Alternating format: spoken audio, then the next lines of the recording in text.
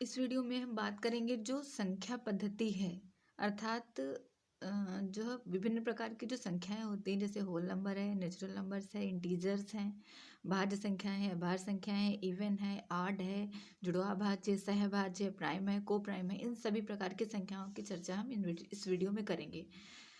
अब सबसे पहले बात कर लेते हैं नेचुरल नंबर्स। देखिए, नेचुरल मतलब प्राकृतिक संख्याएं।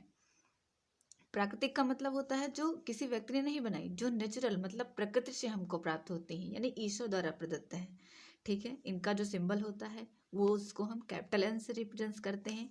और इनकी दो तीन विशेषताएं हैं। पहली विशेषता ये, इनका जो हर होता है डिनोमिनेटर में हम सदैव वन ही लिखते हैं। दूसरा ये है कि गणना में सदैव यूज होती हैं। जब भी हम गणना करते हैं तो हमेशा वन से प्रारंभ करते हैं, 1 2 3 ऐसे करके प्रारंभ करते हैं। और अगली जो इनका इसकी क्वालिटी है वो है कि ये ऑलवेज पॉजिटिव होती हैं। कभी भी उन संख्याओं को हम निगेटिव नहीं बोल नेचुरल नहीं बोल सकते जो है निगेटिव होती हैं। तो गणना में यूज होती हैं, जिनका हर एक होता है और ऑलवेज पॉजिटिव होती है। ठीक है, कभी भी नेचुरल नंबर्स में जीरो को काउंट नहीं किया जाता है। ठीक है, ये 1 से स्टार्ट होती हैं, 1 2 3 4 5 ऐसे कर करके। अगर हमसे कोई पूछे कि सबसे छोटी प्राकृतिक संख्या कौन सी है तो 1। सबसे बड़ी की बात करेगा तो सबसे बड़ी प्राकृतिक संख्या हम नहीं ज्ञात कर सकते, क्योंकि ये इन्फिनाइट तक जाती है, अनंत तक। ठीक है ना। और इसकी जो स्टैंडर्ड फॉर्म होती है वो n+1 n+2 n+3 dot dot dot करके जो है स्टैंडर्ड फॉर्म का मतलब मानक रूप। ठीक है, n+1 n+2 n+3 करके डॉट डॉट करके इन्फिनाइट तक जाता है। ठीक है ना। उसके बाद हम लोग बात करते हैं होल नंबर्स की। तो जो होल नंबर्स हैं यानी पूर्ण संख्याएं, इन इसका जो सिंबल होता है वो डब्लू होता है। अगर नेचुरल नंबर्स में ही हम जीरो को सम्मिलित कर लेते हैं, 0 1 2 3 4, तो ये लास्ट तक जाएंगे इन्फिनाइट तक। इन्हीं को हम होल नंबर्स बोलते हैं, यस जो है पूर्ण संख्याएं भी इनको कहा जाता है। इनकी जो स्टैंडर्ड फॉर्म होती है वो भी यही रहती है, n+1 n+2 ऐसे करके इन्फिनाइट तक। अगर हमसे कोई पूछेगा सबसे पहली पूर्ण संख्या क्या है तो हम जीरो। ठीक, ध्यान रखेंगे जीरो को होल नंबर्स में काउंट करते हैं, लेकिन नेचुरल नंबर्स में काउंट नहीं किया जाता है। अब इंटीजर्स की बात कर लेते हैं, मतलब पूर्णांक। देखिए, इंटीजर्स का जो सिंपल सिंबल होता है वो जेड होता है। ठीक है, अगर नंबर लाइन की हम बात करें तो नंबर लाइन जो हमने यहाँ पर खींच रखी है, इसमें देख सकते हैं आप लोग, जो बीच का सेंटर होता है वो जीरो होता है। अगर हम लेफ्ट साइड में बढ़ते हैं तो -1 -2 -3 -4 और करके 100 तक इन्फिनाइट तक ये संख्याएं बढ़ती चली जाती हैं। अगर हम राइट साइड में बढ़ते जाते हैं तो +1 +2 +3 +4 कर करके आगे संख्याएं इन्फिनाइट तक भी बढ़ती जाती हैं। ठीक है, जो प्लस वाले हैं उनको हम पॉजिटिव इंटीजर बोलते हैं, जो पॉजिटिव इंटीजर यानी धनात्मक पूर्णांक। और जो माइनस वाले हैं उनको हम ऋणात्मक पूर्णांक बोलते हैं। और जीरो ये ना तो धनात्मक होता है और ना ही ऋणात्मक, इसलिए इसे उदासीन पूर्णांक बोला गया है। अर्थात कुल मिलाकर हमारे जो 3 प्रकार के इंटीजर होते हैं, धनात्मक, उदासीन और ऋणात्मक। ठीक है, अगर कोई हमसे कहेगा जो सबसे बड़ा ऋणात्मक पूर्णांक कौन सा है तो 1, क्योंकि अगर हम लेफ्ट टू राइट की ओर बढ़ते हैं तो इनका मान बढ़ता जाता है। क्योंकि देखिए, जो -3 है वो -4 से बड़ा है, जो -2 है वो -3 से बड़ा है, और जो -2 है वो -3 से बड़ा है, और जो -1 है वो -2 से बड़ा है। तो अगर बात करेगा सबसे बड़ा ऋणात्मक पूर्णांक कौन सा है तो -1। ठीक है ना। और अगर सबसे छोटा की बात करेगा तो जो है हम उसको सबसे छोटा ऋणात्मक पूर्णांक उसको नहीं फाइंड कर सकते, क्योंकि ये इन्फिनाइट तक ही जाता है। सबसे बड़ा अगर ऋणात्मक पूर्णांक कहेगा तो हम वो भी नहीं ज्ञात कर सकते, क्योंकि वो भी इन्फिनाइट तक जाता है। ठीक है, उदासीन पूर्णांक है जीरो, इसके बारे में आप जान गए, 3 प्रकार के होते हैं, ये भी आपको मालूम है। ठीक है, और जितनी भी, एक बात और ध्यान रखेंगे, जितनी भी संख्या रेखा पर ये संख्याएं खींची हैं सब के सब वास्तविक संख्याएं हैं, इनको हम रियल नंबर भी बोलते हैं। ठीक है, अभी इसके आगे हम और बात करेंगे वास्तविक संख्या और काल्पनिक संख्याएं क्या होती हैं। यहाँ पर बस इतना जान लीजिए कि जो संख्या रेखा पर जितनी भी संख्याएं अंकित होती हैं वो सब की सब वास्तविक होती हैं। ठीक है, उसके बाद हम रेशनल नंबर की बात करेंगे, यानी परिमेय संख्याएं, यानी वे सभी संख्याएं जिन्हें P/Q के रूप में व्यक्त किया जा सकता है, जहाँ पर Q is not equal to 0 हो और P कोई पूर्णांक हो, वो हमारी परिमेय संख्याएं होती हैं। ठीक है, जैसे हम कोई भी लिख सकते हैं 5 या 2/3। ठीक है, या -1/2, ये सब संख्याएं क्या हैं? ये सब हमारी परिमेय संख्याएं हैं। ध्यान दीजिएगा, माइनस से रेशनल का कोई लेना देना नहीं है, वो माइनस में हो या प्लस में हो, अगर बस उन्हें हम P/Q के रूप में व्यक्त कर सकते हैं और Q हमारा 0 नहीं होना चाहिए। P कोई भी पूर्णांक हो, वो आपका जो है धनात्मक भी हो सकता है और ऋणात्मक भी हो सकता है, वो हमारी संख्याएं परिमेय होती हैं। ठीक है, और अपरिमेय क्या होती हैं? अपरिमेय को ऐसे हम समझ सकते हैं, जो संख्याएं रूट वगैरह में लिखी होती हैं वो अपरिमेय होती हैं। ठीक है, और एक चीज ये भी जान लेंगे, दो परिमेय संख्याओं के बीच अनंत जो है अनंत परिमेय संख्याएं होती हैं। ठीक है, और दो अपरिमेय संख्याओं के बीच भी अनंत अपरिमेय संख्याएं होती हैं। इसके लिए हम आगे भी चर्चा करेंगे, और यहाँ पर क्योंकि हम संख्याओं की बात कर रहे हैं इसलिए संख्या तक ही सीमित रहेंगे। फिर अगली बात आती है भाज्य संख्याओं की। देखिए, भाज्य कहें या हम यौगिक कहें या ये संयुक्त संख्याएं कहें, सब एक ही बात है। इंग्लिश में इन्हें कंपोजिट नंबर बोलते हैं, अर्थात वे संख्याएं जिनके 2 से अधिक गुणनखंड या फैक्टर होते हैं। देखिए, फैक्टर और मल्टीपल दोनों चीज़ों की बात कर लीजिए। फैक्टर यानी गुणनखंड, मतलब वे संख्याएं जिसके गुणनखंड होंगे उस संख्या को पूरा पूरा विभाजित कर देंगे। ठीक है, तो जो भाज्य संख्याएं हों उनके कम से कम 2 से अधिक गुणनखंड हो। जैसे आपका 9 है तो 9 के आपके कितने गुणनखंड? देखिए, 9 आपका 1 से तो कटता ही है। 1 वैसे भी 1 तो आपका ऐसी संख्या है जिससे सारी नंबर्स कट जाती हैं, यानी सबका ये फैक्टर होता है। उसके अलावा जो 9 है वो 3 से कटता है और 9 से कटता है, तो ये देखिए 3 गुणनखंड इसके मिल रहे हैं। इसका मतलब है 9 क्या है? एक आपकी भाज्य संख्या है। ठीक है, भाज्य, यौगिक और संयुक्त ये सब एक ही बात होती है। उसके बाद अभाज्य की बात कर लेते हैं। अभाज्य कहे या रूढ़ कहे, एक ही बात है। ठीक है, अभाज्य संख्या कहे या रूढ़ संख्या कहे, क्या बात है? एक ही बात है। इंग्लिश में इसको प्राइम बोलते हैं। ठीक है, ध्यान दीजिए, जिनके केवल 2 ही फैक्टर हों। ठीक है, अर्थात ऐसी संख्याएं जिनके केवल 2 ही फैक्टर हों। ठीक है, जैसे आपका जो सबसे छोटी प्राइम नंबर है वो 2 है। ठीक है, तो 2 के आपके कितने फैक्टर हैं? एक तो 2 ही स्वयं से ही कटती हैं और 1 से भी कटती है। यानी अगर इसको स्टैंडर्ड लैंग्वेज में बोलेंगे कि जिसका HCF अर्थात मासापा, महत्तम समापवर्तक 1 हो, वो आपकी प्राइम नंबर्स होती है। या तो हम और अच्छे से समझेंगे तो ऐसे समझ सकते हैं कि जो संख्या केवल खुद से कटती हैं और 1 से कटती हैं, वो संख्याएं अभाज्य संख्याएं होती हैं। ठीक है, ध्यान दीजिएगा, 1 को ना तो हम कंपोजिट में काउंट करते हैं और ना ही प्राइम में काउंट कर सकते हैं। यानी 1 is nor composite, 1 is no composite and nor prime. ना ही ये एक अभाज्य संख्या है और ना ही एक योग्य संख्या है। ठीक है, अगर हम बात करेंगे 1 से 100 तक कुल कितनी संख्याएं अभाज्य हैं, तो 25 अभाज्य हैं। ठीक है, 1 से 50 तक बात करेंगे तो 15 है। कितनी है हम लोग साली एक बार पढ़ लेते हैं। देखिए, आपका 2 है, 3 है, 5 है, 2 है, 3 है, 5 है, 7 है, 11 है, 13 है, 17, 19, 23, 29, 31, 37, 41, 43, 47, 53, 59, 61, 67, 71, 73, 79, 83, 89 और 97। 2-3 बार आप पढ़ेंगे आपको याद हो जाएंगी। जनरली वो सवाल पेपर में पूछ लेता है, कभी कह देता है 70 से 80 के बीच आने वाली संख्याओं का औसत ज्ञात करो या उनका योग ज्ञात करो, ऐसे करके कभी कभी वो सवाल हमसे पूछता है। तो अगर संख्याएं पता होंगी, अगर नहीं भी पता है तो हम तुरंत चेक कर लेंगे क्या किसी से ये डिविजिबल है या नहीं डिविजिबल है। तो जो पहली अभाज्य संख्या, देखिए पहली समअभाज्य पूछे चाहे पहली अभाज्य संख्या पूछे, दोनों का आंसर एक ही होता है 2। ठीक, क्योंकि एक तो ना तो भाज्य में काउंट है ना अभाज्य में काउंट है, तो जो पहली अभाज्य संख्या है वो हमारी 2 है। ठीक है, एक चीज़ और आज प्रियंका सर ने बहुत अच्छी बताई थी, उसको जरूर ध्यान रखेंगे, क्योंकि कभी कभी वो 4 ऑप्शन डालता है और हमसे पूछता है कि बताइए कौन सी संख्या अभाज्य है। देखिए, वहाँ पे क्या करना होता है, वहाँ पर बड़ी बड़ी संख्याएं होती हैं।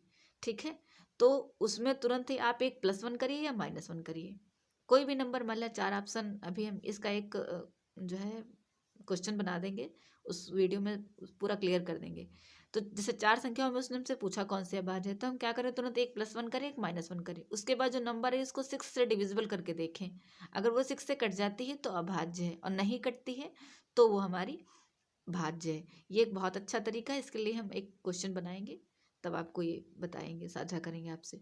उसके बाद अगले नंबर है हार्डी रामानुजम संख्या। आप लोग रामानुजम के नाम से बहुत अच्छे से परिचित होंगे, ये एक भारतीय गणितज्ञ थे। ठीक है, इन्होंने बताया कि 1729 जो है ये एक ऐसी संख्या है जिसको हम 2 प्रकार घन के रूप में लिख सकते हैं। एक तो 12 का क्यूब +1 का क्यूब, तो 12 के क्यूब आप जानते हैं 1728 होता है, 1 का क्यूब 1, तो ये 1729 हो गया आपका। उसके बाद जो 1729 है उसको एक प्रकार से हम और तोड़ सकते हैं। हमने 10 का क्यूब प्लस 9 का क्यूब तोड़ दिया, तो 10 का क्यूब 1000 और 9 का क्यूब 929, दोनों को जोड़ देंगे तो 9 का क्यूब जो होगा वो 729 और दोनों को जोड़ देंगे तो 1729 हो जाएगा। देखिए इससे बड़ी और संख्याएं हैं जिनको इस प्रकार से लिखा जा सकता है, लेकिन अगर सबसे छोटी संख्या की बात करेंगे जिसको दो प्रकार क्यूब के रूप में तोड़कर हम लिख सकते हैं वो 1729 ही है। ये हार्डी रामानुजम संख्या है, इनकी कहानी से आप लोग भली भांति परिचित होंगे। ठीक है, उसके बाद हम लोग बात कर लेते हैं कंप्लीट नंबर की, अर्थात परिपूर्ण संख्या या संपूर्ण संख्याएं। देखिए वे संख्याएं जिनके अपवर्तक, देखिए जिन लोगों को अपवर्तक या अपवर्त समझने में दिक्कत हो रही है सो प्लीज़ मैं उन लोगों के लिए एक बना दूंगी वीडियो जो है जिसमें अपवर्तक और अपवर्त दोनों आपको पता ही हो। ठीक है, देखिए जो अपवर्तक कहें, अपवर्तक क्या होते हैं? अपवर्तक यानी फैक्टर, वे संख्याएं जो संख्या को पूर्णतः विभाजित कर दें। इसमें अच्छा होता क्या है, वे संख्याएं जिनके अपवर्तकों का योग संख्या का दुगना हो, और ऐसी संख्याएं 100 तक केवल दो हैं, एक तो 6 है और एक 28 है। एग्जाम्पल से इसको थोड़ा समझ लेंगे, जैसे 6 के जो फैक्टर हैं वो कौन कौन से हैं, मतलब फैक्टर का मतलब अपवर्तक, अपवर्तक का मतलब जो संख्याएं जिन संख्याओं से 6 कट जाता है। आपको पता है 1 से कटता है, 2 से कटता है, 3 से कटता है और 6 से कटता है। तो इनको सारे हम अपवर्तक ये ऐड कर लें तो देखिए 1 2 1 3, 3 और 3 6 और 6 6 12, इसका योग कितना हो गया 12, और हमारी संख्या कौन सी थी 6, उसका हमने दूना कर दिया तो वो भी आपका 12 हो गया। तो जो 6 है आपकी वो आपकी क्या है, परिपूर्ण संख्या। ऐसे आप 28 को भी चेक कर सकते हैं। एक बार ये एसएससी का हम एग्जाम दे रहे थे, उसमें क्वेश्चन पूछा गया था कि 3 अंकों की सबसे छोटी संख्या कौन सी है जो परिपूर्ण है, तो उसका आंसर होता है 496। आप लोग इसको चेक करिएगा, मैंने चेक किया है। ठीक है, जो 3 अंकों की सबसे छोटी परिपूर्ण नंबर है वो कौन सी है, 496 है। उसके बाद हम लोग बात कर लेते हैं ऋणेतर संख्या। देखिए ऋणेतर संख्या ये बहुत अच्छा शब्द है, ये जब हमको मिला तो मैंने इसको अपने पास नोट कर लिया, क्योंकि देखिए ऋणेतर यानी जो ऋण है संख्या उनको छोड़ करके जो बची, जो ऋण संख्याएं हैं उनको छोड़ करके जो बची वो आपकी कौन सी पॉजिटिव इंटीजर्स हैं।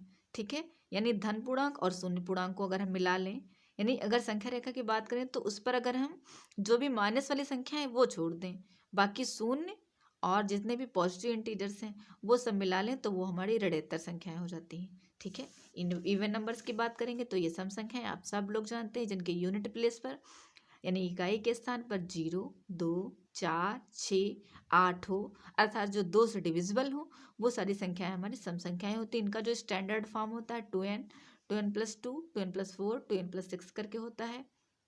और ध्यान दीजिए जो सम संख्याओं वाला जो हमारा क्वेश्चन होता है वो n, n+1, n+2, n+3 से भी लग जाता है, लेकिन ध्यान दीजिए जो स्टैंडर्ड फॉर्म है वो 2n, 2n+2, 2n+4 ही है। क्वेश्चन उससे लग जाता है लेकिन स्टैंडर्ड फॉर्म आपका यही है। कभी भी अगर क्वेश्चन पेपर में लिख करके आता है कि इवन नंबर्स की स्टैंडर्ड फॉर्म या मानक रूप बताइए तो 2n, 2n+2, 2n+4, 2n+6, 2n+8 आगे करके ऐसे और भी होता है।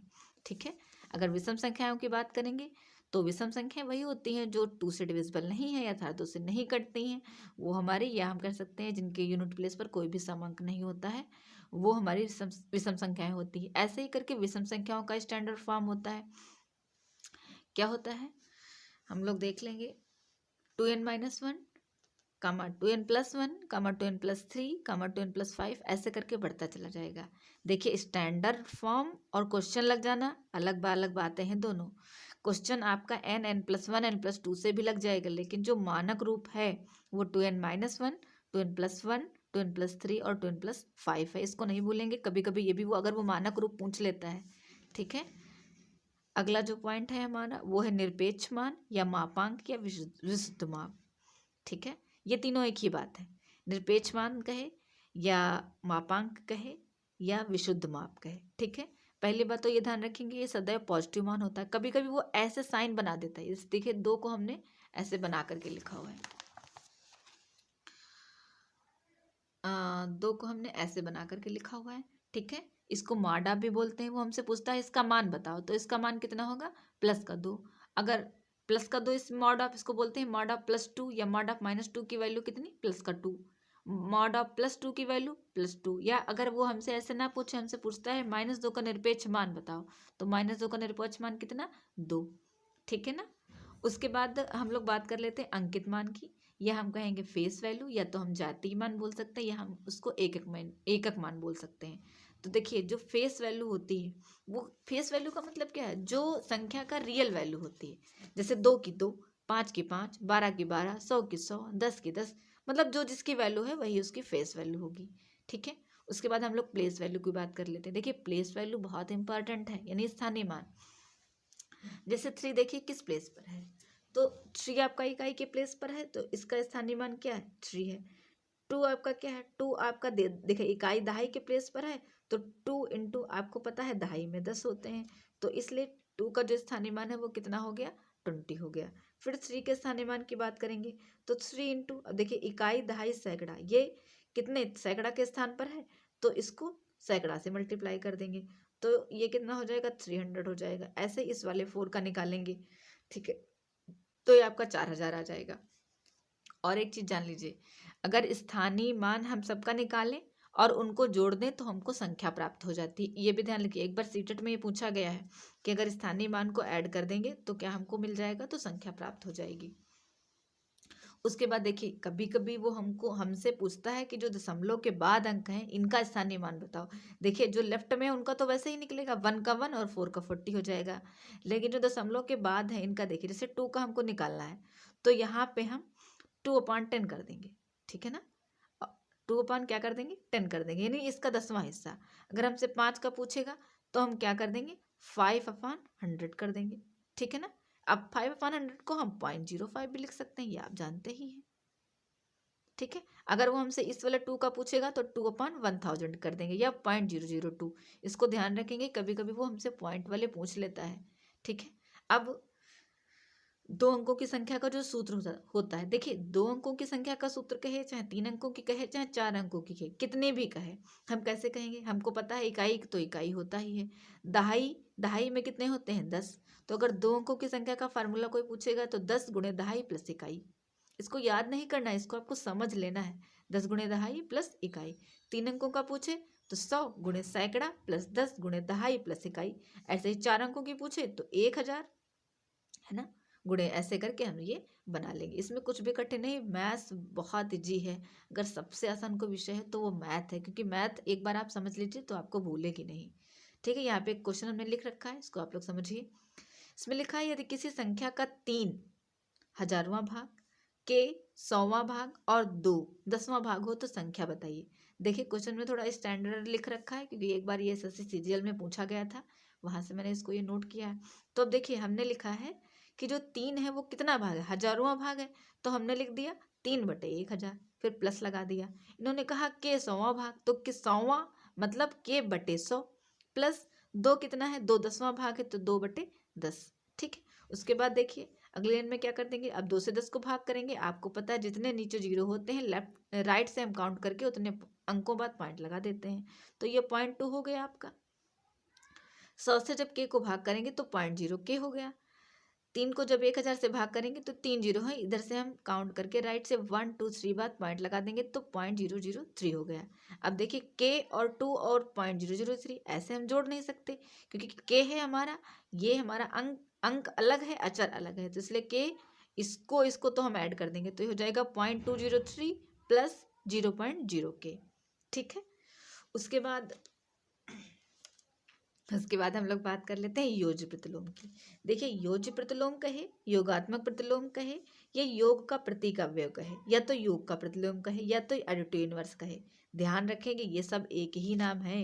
योज्य प्रतिलोम, योगात्मक प्रतिलोम, योग का प्रतीक अवयव, या योग का प्रतिलोम, या एडिटिव इनवर्स, ठीक है।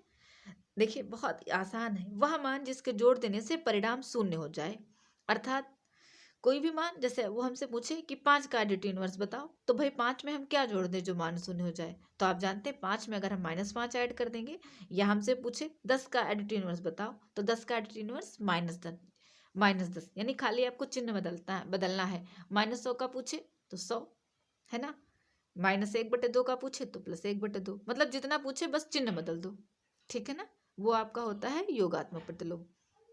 कभी कभी वो हमसे पूछता है कि बताओ योग तत्समक क्या होता है, तो 0, ठीक है ना। योग तत्समक क्या होता है, तो आपका योग तत्समक जो होता है वो 0 होता है। अगली हम लोग बात कर लेते हैं प्रतिलोम की। देखिए एडिटिव इनवर्स जब पूछेगा तो हम एडिटिव इनवर्स का आंसर देंगे। अगर केवल इनवर्स वो लिखता है तो केवल इनवर्स का मतलब होता है कि गुणात्मक प्रतिलोम। ठीक है, वो हमसे प्रतिलोम कहे या फिर गुणात्मक प्रतिलोम कहे या फिर गुणा का प्रतीक अव्यय कहे, इनवर्स कहे या मल्टीपल इनवर्स कहे, सबका मतलब एक ही होता है।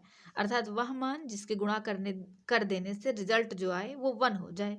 अगर हमसे कोई पूछे गुणा का तत्समक कितना होता है तो 1।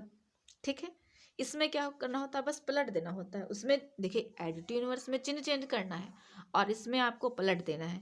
यानी -5 का प्रतिलोम क्या होगा, -1/5। 10 का प्रतिलोम क्या होगा, 1/10। ठीक है, 1/100 का प्रतिलोम क्या होगा, 100। बस वह मान, ध्यान रखिए थोड़ा कि वह मान जिसके मल्टीप्लाई करने से हमारा जो आंसर है वो 1 आ जाए। ठीक है, गुणा का तत्समक क्या होगा, 1। आप जान ही गए हैं। उसके बाद हम लोग अनुवर्ती, परवर्ती और उत्तरवर्ती की बात कर लेते हैं। ये तीनों एक ही नाम है, यानी इसका मतलब होता है बाद की संख्या। ध्यान रखेंगे कभी भी ये नहीं बोलना है कि हम +1 कर दें या +2 कर दें। अधिकतर लोग ये बोल जाते हैं, आप ध्यान रखिए। हमको ये ध्यान देना है वो कैसे पूछ रहा है। अगर वो हमसे सिंपल पूछेगा 2 की अनुवर्ती बताओ, तो हम 2 में 1 जोड़ देंगे, 3 बता देंगे। लेकिन अगर वो हमसे कहते हैं कि 2 की समअनुवर्ती बताओ, तो हम देखेंगे कि 2 के बाद कौन सी ऐसी संख्या है जो सम है आ रही है। तो 2 की समअनुवर्ती कौन सी हो जाएगी, 4 हो जाएगी। अगर हमसे वो कहता है 8 की समअनुवर्ती बताओ, तो आपको पता है 8 के बाद जो सम संख्या आएगी वो कौन सी आ जाएगी, वो आ जाएगी 10 आ जाएगी। अगर हमसे कहे 5 की अभाज्य अनुवर्ती बताओ, तो हम 5 के बाद देखेंगे कौन सी ऐसी संख्या है जो अभाज्य है, तो वो 7 आ जाएगी। हमसे कहते हैं वो 19 की अभाज्य अनुवर्ती बताओ, तो कितनी आ जाएगी, 23 आ जाएगी। ध्यान रखेंगे अनुवर्ती, परवर्ती और उत्तरवर्ती तीनों एक ही बात होती है। ठीक है, अगर पूर्ववर्ती की बात करेगा तो देखिए कभी कभी माइनस में पूछ लेता है। हमसे कहेगा कि जो है -19 की अनुवर्ती बताओ, तो अब -19 की अनुवर्ती कहेगा तो हम +1 करेंगे, लेकिन माइनस पहले से उसमें लगा है तो वो घट जाएगा, तो -18 आ जाएगा। ठीक है, जब कभी वो हमसे पूर्ववर्ती का मतलब होता है पहले की। अगर हमसे कहेगा 10 की पूर्ववर्ती बताओ, तो हम 10 - 1 कर देंगे, 19 कर देंगे। और जो हमने ऊपर अनुवर्ती वाले में सारी कंडीशन बताई वो पूर्ववर्ती में भी जो है सारी फॉलो करेंगी। बस ध्यान ये देना है कि वो किस टाइप की संख्याएं हमसे पूछ रहा है।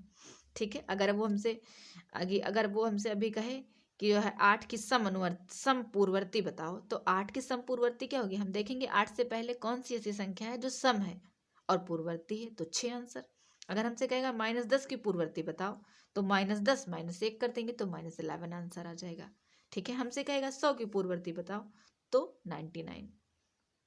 ठीक है, अगला पॉइंट जो है वो है जुड़वा भाज्य। तो जुड़वा भाज्य क्या होता है, क्रम से आने वाली वे संख्याएं जो, पहली बात तो अभाज्य हो। ठीक है, दूसरा ये है अभाज्य के साथ साथ उनमें 2 का अंतर हो, वो हमारी ट्विंस प्राइम कहलाती हैं। ठीक है, ये कम पूछा गया है लेकिन कभी कभी वो हमसे पूछ लेता है। ठीक है ना, और बस मैं ये वीडियो यहीं पे एंड करती हूँ क्योंकि जिसमें ज़्यादा लंबा ना हो। अगला जो हमारा वीडियो होगा वो होगा जैसे जो प्राकृतिक संख्याओं का योग, सम संख्याओं का योग, विषम संख्याओं का योग, सम संख्याओं के वर्गों का योग, सम संख्याओं के घनों का योग। ठीक है, और समानांतर की श्रृंखला है तब योग, ये सारे योग, और 2 अंकों की संख्या, और सम संख्याओं या विषम संख्याओं के घनों का, वर्गों का, ये सारा योग, और कुछ क्वेश्चंस भी जो इंपॉर्टेंट है उनको हम लेकर के आएंगे। अगर आप इस सीरीज से जुड़ना चाहते हैं तो आप इससे जुड़ सकते हैं और अपनी तैयारी को और बेहतर कर सकते हैं। और कहीं पर अगर आपको इस वीडियो में कुछ ऐसा लगता है कि आप हमें अपने सुझाव दे सकते हैं, तो आप अपने सुझाव कमेंट बॉक्स में दे सकते हैं। Thank you so much. जय हिंद।